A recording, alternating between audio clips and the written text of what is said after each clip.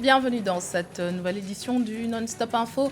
Au sommaire, le premier tour des scrutins présidentiels et législatifs se tiendra le 27 décembre 2020 en Centrafrique. Scrutin aux multiples enjeux pour ce pays qui peine toujours à se relever de la guerre civile qui a éclaté en 2013. Le gouvernement fédéral nigérian a réduit le prix à la pompe de l'essence de moteur haut de gamme de 168 à 162,44 naira par litre. Cette réduction prendra effet le 14 décembre 2020. Les détails sur les modalités de cette nouvelle mesure dans la suite de ce journal. Et puis, la propagation de la Covid-19 serait-elle en train de ralentir sur le continent africain? Au cours des 4 dernières semaines, le nombre de nouveaux cas signalés a diminué de 17% en moyenne.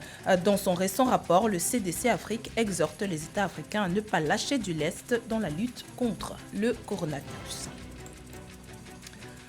Mais tout d'abord, la commission électorale a proclamé mercredi soir Nana Akufo-Addo candidat du nouveau parti patriotique vainqueur du scrutin présidentiel du lundi 7 décembre dès le premier tour avec 51,59% des voix. Son principal challenger, l'ex-président ghanéen John Mahama, candidat du Congrès démocratique national, est arrivé deuxième avec 47,36% des voix. Les deux hommes d'État, Nana Akufo-Addo et John Mahama, s'affrontaient à ce scrutin présidentiel pour la troisième fois de l'histoire du Ghana. L'ex-président John Mahama n'a pas pu assurer sa revanche après le scénario de 2016 quand le président Akufo-Addo l'a empêché de faire son second mandat.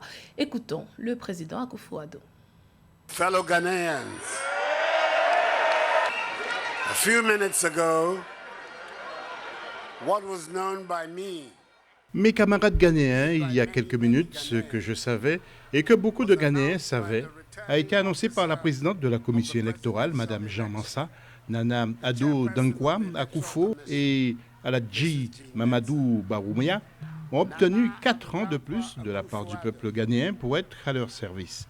Ce fut une bataille acharnée, ce qui a abouti à un résultat incontestable et nous en sommes très reconnaissants. Nous sommes à nouveau profondément touchés par votre preuve de confiance et je ne prends pas cela à la légère. Deeply humbled again by your show of confidence, and I do not take this lightly. Notons que le NDC du candidat John Mahama, devenu chef de l'opposition en 2016, a aussitôt annoncé qu'il rejetait ce résultat. L'opposition dénonce une attaque à l'encontre de la démocratie. John Mahama et son parti envisagent de faire appel de la décision de la commission électorale. Dans l'actualité également, dans une allocution ce mercredi 9 décembre, l'ex-président et opposant ivoirien Henri Konan Bédié a annoncé la fin du CNT et appelé à un dialogue national. Allocution qui intervient près d'un mois après sa rencontre avec le président Alassane Ouattara à l'hôtel du Golfe à Abidjan.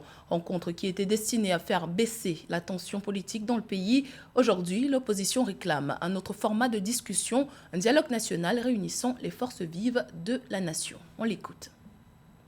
Je propose dès maintenant et urgemment, en accord avec toute l'opposition, l'organisation d'un dialogue national en lieu et place du tête-à-tête Bédié-Ouattara, car l'enjeu en cause, c'est celui de la Côte d'Ivoire rassemblée.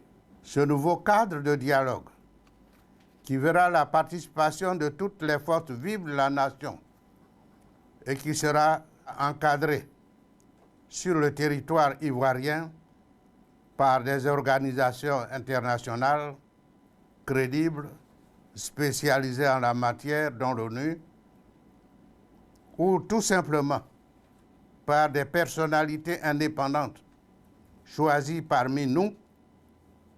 Ce cadre remplace évidemment le Conseil national de transition que l'opposition ivoirienne avait initialement proposé.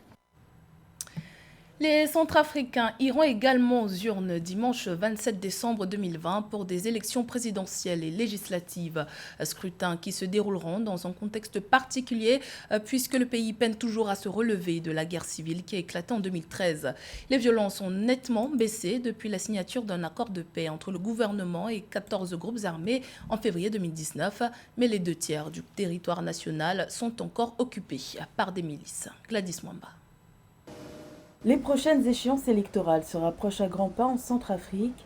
Le matériel électoral est en cours d'acheminement. Urnes, isoloirs ou encore cartes d'électeurs sont arrivés le 3 décembre par avion cargo à l'aéroport de Mpoko à Bangui. Du matériel électoral fourni comme don par l'Afrique du Sud et le Programme des Nations Unies pour le développement. Une étape importante dans les préparatifs des élections législatives et présidentielles du 27 décembre 2020. Nous sommes extrêmement satisfaits avec le progrès au niveau de préparation électorale. Il y a eu la cartographie en mois de mai-juin, ensuite la mise en place des dénombrements, ensuite l'arrivée des tablettes, la formation des agents tablettes. La liste électorale a été faite malgré le Covid, malgré la saison de pluie. À quelques jours du lancement officiel de la campagne électorale en vue des élections groupées, le verdict sur la validation des dossiers de candidature à l'élection présidentielle est tombé. Sur 22 dossiers enregistrés, 5 ont été recalés par la Cour constitutionnelle, dont celui de l'ancien président François Bozizé. Après une décennie passée à la tête de la Centrafrique, l'ex-chef de l'État déchu fait l'objet de nombreuses poursuites judiciaires et d'un mandat d'arrêt international depuis 2014. Article 3. Les candidatures suivantes à l'élection présidentielle 2020 figurant sur la liste électorale provisoire publiée par l'ANE le 13 novembre 2020 sont invalidées. Jean-Michel Madamba, du parti PGD, Bertrand Balekemba, indépendant, Freddy Michael Gouele Gongaswa, du parti PSC, François Bozizé Yangou Vonda, du KNK, et Armel Ningatolum Sayo, indépendant. 17 candidats sont donc en lice pour la prochaine élection présidentielle, dont le président sortant, Faustin Kanche-Touadéra, qui se présente pour un second mandat. Près de 1,8 million d'électeurs sont appelés aux urnes le 27 décembre, dans ce pays qui traverse l'une des pires crises humanitaires au monde. Les affrontements entre groupes armés ont causé des milliers de morts et forcé à l'exil près du quart des 4,7 millions de Centrafricains. Au Cameroun, c'est sans surprise que le Rassemblement démocratique du peuple camerounais est sorti vainqueur des premières élections régionales de l'histoire du pays avec une écrasante majorité dans 9 des 10 conseils régionaux. Le RDPC était annoncé vainqueur avant même le début du scrutin. Le décompte des suffrages du scrutin du 6 décembre par Elecam, l'organe chargé d'organiser les élections, n'a fait que confirmer cette tendance. Le parti au pouvoir a notamment bénéficié du boycott de ce scrutin par les grosses formations politique de l'opposition. Le RDPC achève ainsi d'asseoir sa domination sur toutes les instances politiques du pays avec déjà une majorité conséquente au sein du Parlement et dans les conseils municipaux. La campagne électorale pour la présidentielle et les législatives du 27 décembre prochain a débuté au Niger. 30 candidats briguent la magistrature suprême. Le président Mahamadou Issoufou ne se présente pas. Le parti au pouvoir, le PNDS Taraya, est représenté par Mohamed Bazoum, ancien ministre des Affaires étrangères et de l'Intérieur. Portrait de Fanny Mounichi et Aïssatou Diamanka-Besland.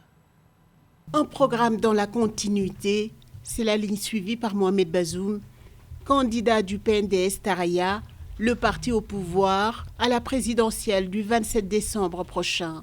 S'il est élu, Mohamed Bazoum devrait poursuivre les grands chantiers lancés par le président sortant, Mahamadou Issoufou.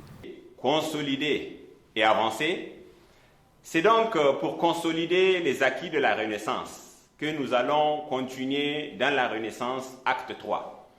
Il s'agit pour nous de consolider ce que nous avons fait.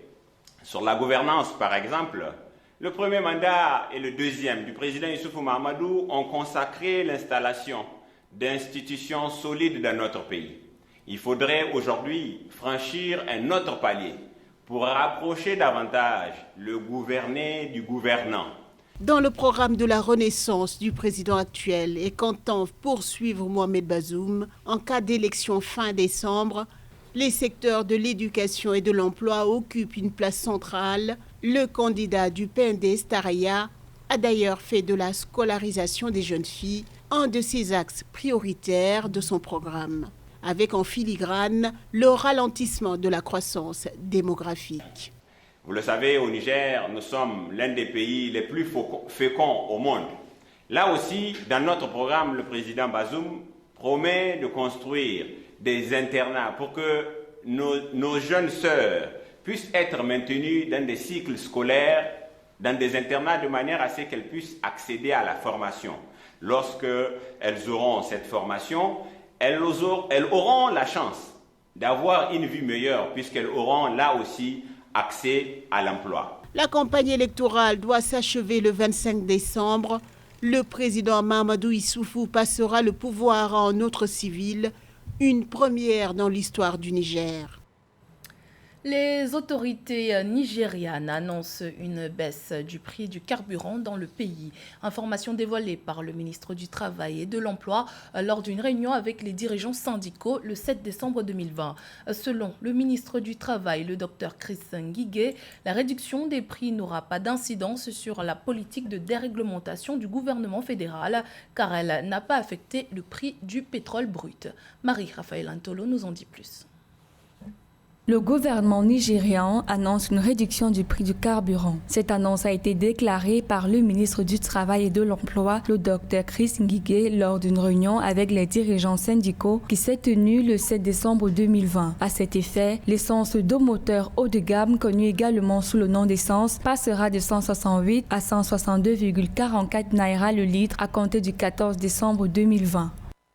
Ça a commencé à devenir difficile pour un grand pays producteur de pétrole comme le Nigeria de faciliter l'activité économique dans un contexte où le prix du carburant et des intrants étaient globalement très très élevés par rapport à la difficulté à l'avoir et par rapport à la compétitivité des pays voisins. L'essence est actuellement distribuée à 168 naira suite à la décision de la Société de commercialisation des produits pétroliers d'augmenter le prix départ dépôt de l'essence de 147,67 naira par litre à 155,17 naira par litre en novembre. Pour ce fait, le ministre du Travail et de l'Emploi, Chris Nwabweze Ngige, a déclaré qu'un comité technique avait été mis en place pour assurer la stabilité des prix dans l'industrie.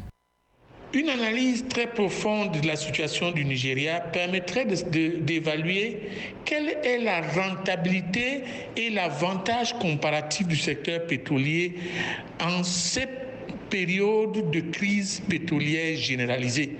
Parce qu'actuellement, le pétrole est en crise à travers le monde.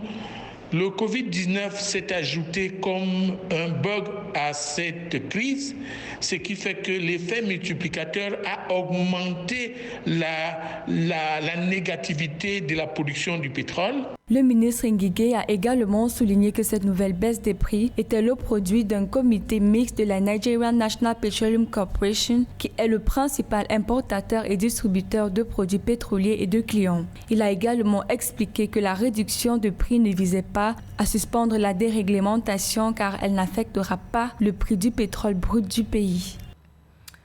Le Centre africain pour le contrôle et la prévention des maladies a révélé le 3 décembre que le nombre de cas confirmés de Covid-19 en Afrique a atteint 2,1 millions, soit 3,5% des cas enregistrés dans le monde.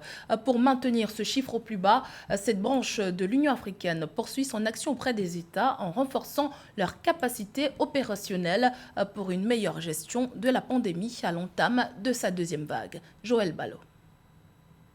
Le Centre africain pour le contrôle et la prévention des maladies poursuit son action sur le continent africain. Son but étant de soutenir les gouvernements africains dans la lutte contre la pandémie de Covid-19. Les dernières données portant évolution de la pandémie révèlent que l'Afrique comptabilise plus de 2,1 millions de cas confirmés pour un pourcentage de 3,5%. On the continent of Africa, Sur le continent africain, concernant le rapport de la semaine épidémiologique du 23 au 29 novembre, nous enregistrons 92 000 nouveaux cas et 200 nouveaux décès. 5 pays africains ont vu le nombre de cas augmenter. Le Maroc avec 28 000 cas, Afrique du Sud 20 000 cas, 7 500 cas pour la Tunisie, Algérie 7 300 cas et environ 6 000 cas pour le Kenya.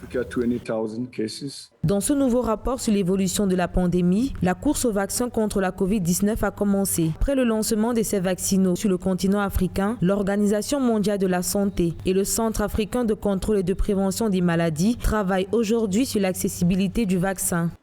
Le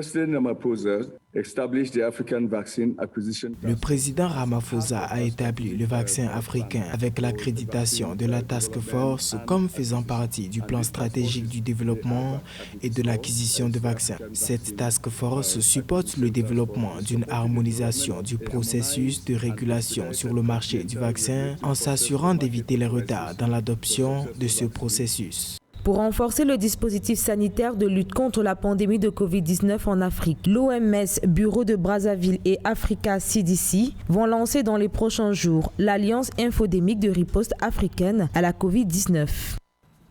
C'était le journal de la rédaction. Merci pour votre fidélité. Dans un instant, une nouvelle édition de l'actualité sur Africa 24.